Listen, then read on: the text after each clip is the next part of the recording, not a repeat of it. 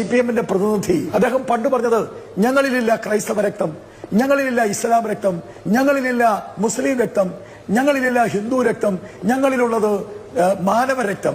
ഈ മാനവരക്തത്തിനു വേണ്ടി സംസാരിക്കുന്നവർ സ്വന്തം കുഞ്ഞിനെ പള്ളിയിൽ പോയി മാമൂദ് സമുക്കുന്നത് എന്തിന്? ഏറ്റവും ഒടുവിൽ എന്റെ കുടുംബത്തിൽ പിറന്ന എന്റെ കുഞ്ഞിനെ വരെ അദ്ദേഹം ഇവിടെ സംസാര വിഷയമാക്കി.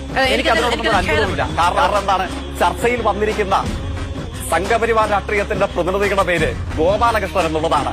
അദ്ദേഹത്തിൽ നിന്ന് ഇതല്ലാതെ മറ്റെന്താണ് ഞാനല്ല കേരളത്തിൽ മലയാളികൾ പ്രതീക്ഷിക്കുക? അങ്ങേക്ക് എന്റെ കുഞ്ഞിനെ സംബന്ധിച്ച് അറിയണമല്ലേ? അങ്ങ് രാഷ്ട്രീയം സംസാരിക്കുമ്പോൾ എന്റെ കുടുംബത്തെ സംബന്ധിച്ചും എന്റെ ചോരയിൽ പറഞ്ഞ കുഞ്ഞിനെ സംബന്ധിച്ചും അങ്ങ് ആക്ഷേപം ഉന്നയിക്കും. ആ ആക്ഷേപം ഉന്നയിക്കാനുള്ള അങ്ങയെ പ്രേരിപ്പിക്കുന്ന ഘടകം എന്താണ്? ഇന്ത്യയിലെ കേരളത്തിലെ അന്തസ്സില്ലാത്ത വർഗീയവാദികളായ തന്തയ്ക്കും തള്ളയ്ക്കും പറഞ്ഞതല്ല എന്റെ കുഞ്ഞ്. അന്തസ്സുള്ള മതനിരപേക്ഷവാദികളായ അച്ഛനും അമ്മയ്ക്കും പറഞ്ഞ കുഞ്ഞാണ് എന്റെ കുഞ്ഞ്. അവൻ നാളെ എനിക്കുറപ്പുണ്ട് ഗർഭിണിയായ സ്ത്രീയെ ബലാത്സംഗം ചെയ്ത അവരുടെ വയറ്റിൽ നിന്ന് ഭ്രൂണത്തെ എടുത്ത് വലിച്ചു പുറത്തിടാൻ നടക്കുന്ന അങ്ങയുടെ RSSൽ അവരുണ്ടാവില്ല.